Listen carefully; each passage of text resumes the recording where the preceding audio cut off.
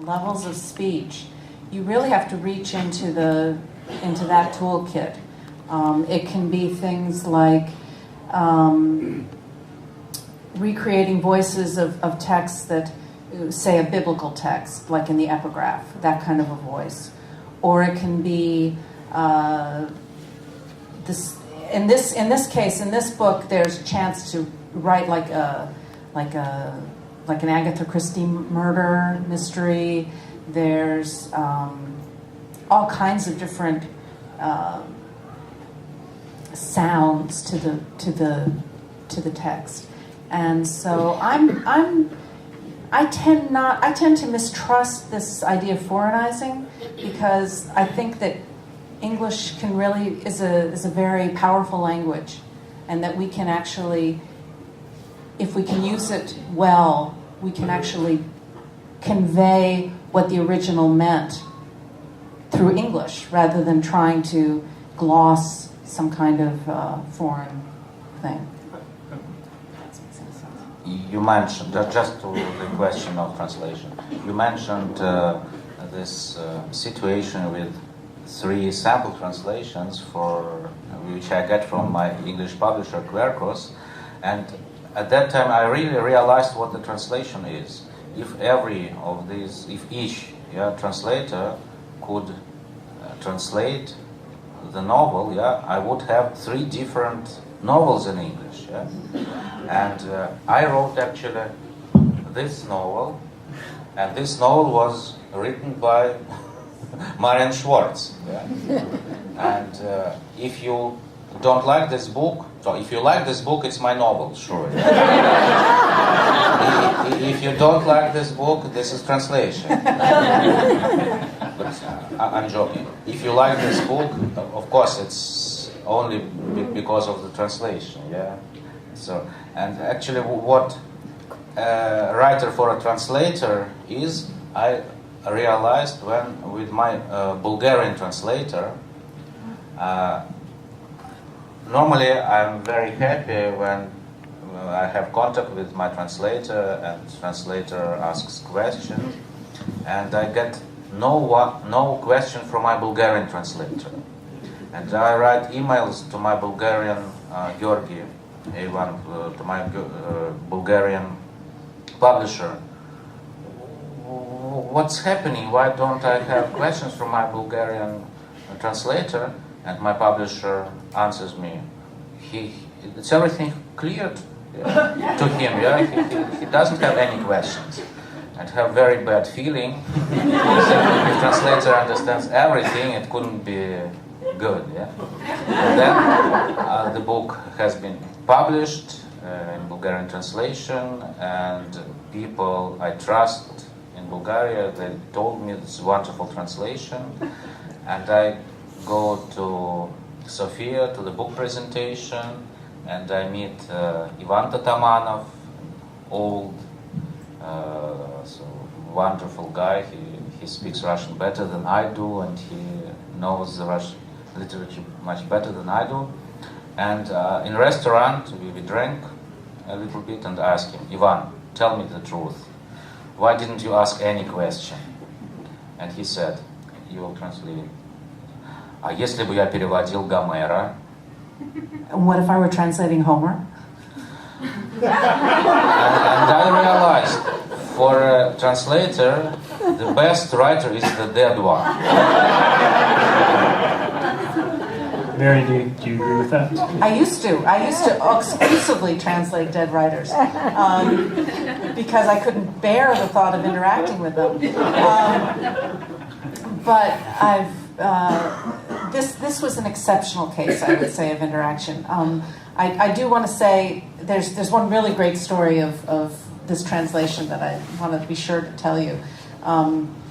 There's at some point there's a point in the interrogations when the people being interrogated tell stories, and of course a lot of them are lies, or they're fabrications, or they're kind of composites of stories. And at a certain point, the English reader will notice that. Well, actually, I'm not going to tell you that part. yet. When I was reading it, what I noticed was that there was a word, негритенок. Any Russian speakers here? Okay, негритенок. It's not a word I've come across before, but it means a Negro child. I mean, technically, it kind of means Negro child. It's not a word that you come across normally. And I was thinking, oh my, am I going to have to say nigger in this book? Because I didn't know, I was just reading it the first time, and I didn't know what it was about, and I thought, took a deep breath and thought, well, if I have to use the word nigger, maybe I will have to use the word nigger. I don't know. And it turned out that it was a reference to something called to a counting rhyme, which was at one time 10 Little Niggers, the counting rhyme. It hasn't been that in English for a long time, and it wouldn't be recognizable in English. But I thought about it for a long time. It turned out it's 10 Little Indians is what we now call 10 Little Indians. But I'm, kind of letting that one float. You get these questions pop up in your mind as you're reading. And it all turned out well. I didn't have to use nigger. And because that was the right thing. That was the right answer. But it was a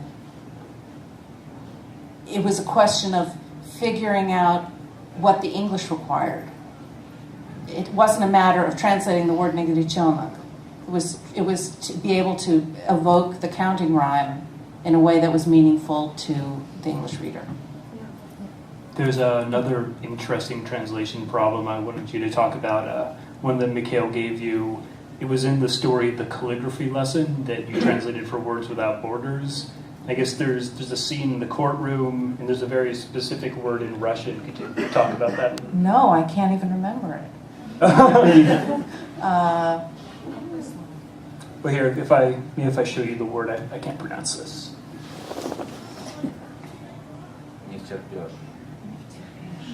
I'm sorry, this was too long ago. I can't remember. I can't remember the...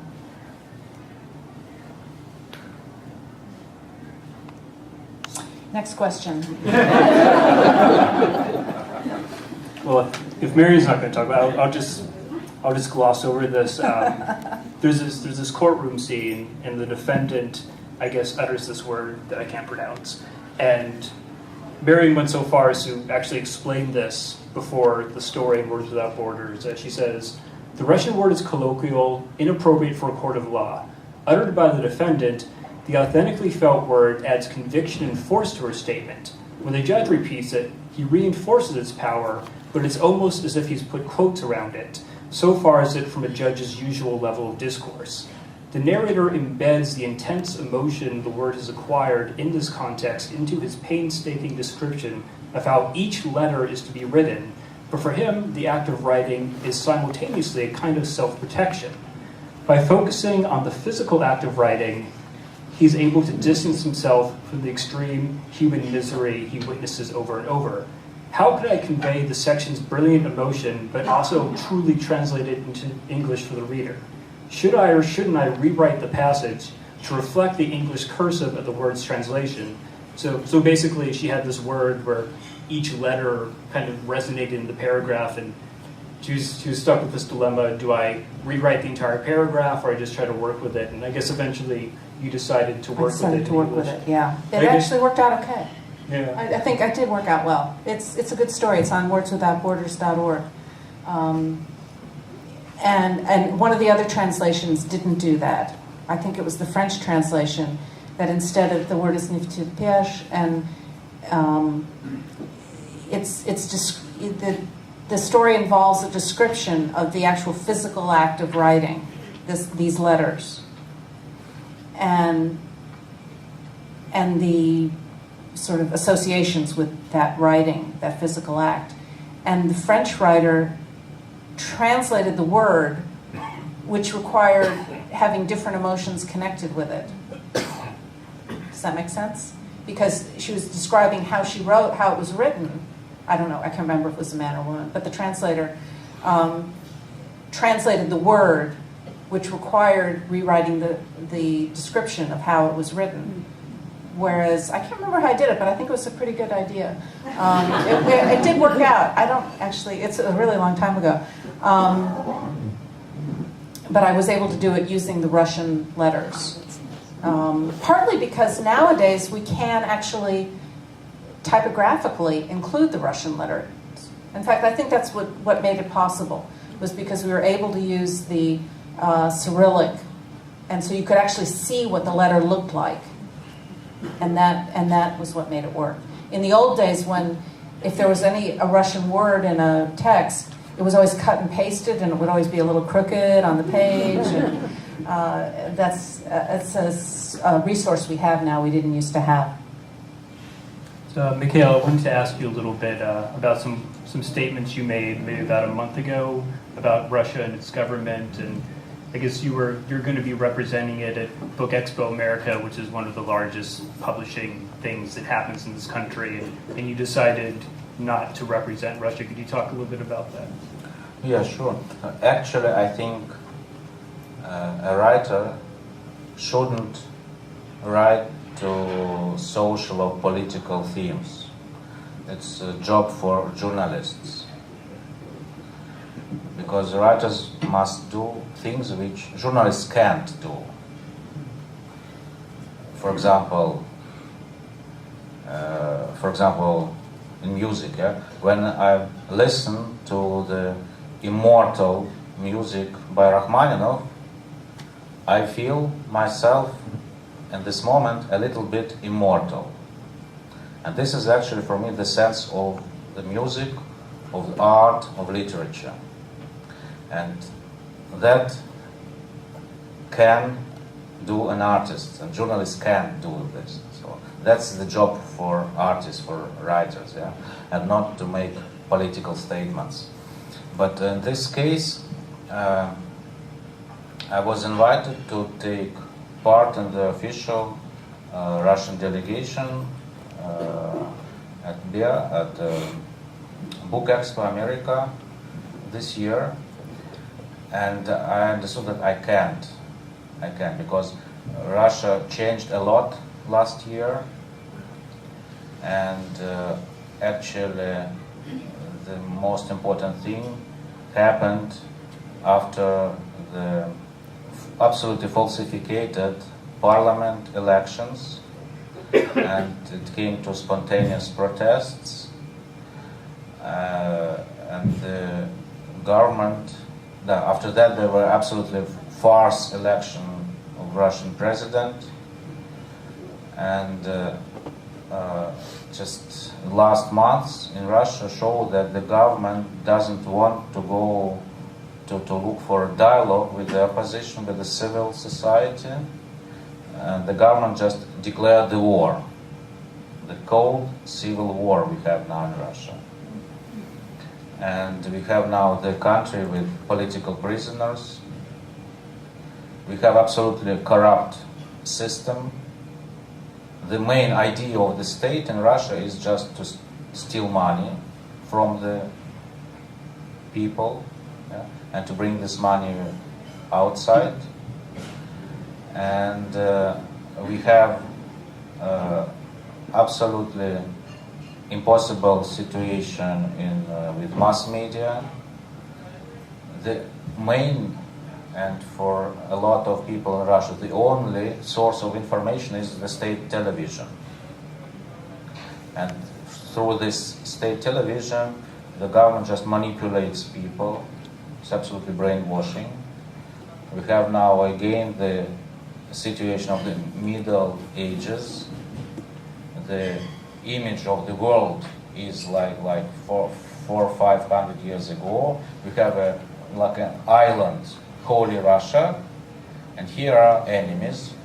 America is the enemy number one, and only the father in the Kremlin could save the nation. This is the image of Russia in 21st century. It's for me as a Russian citizen, absolutely humiliating situation. And this parliament, this Duma, and for me they are imposters, they are illegal,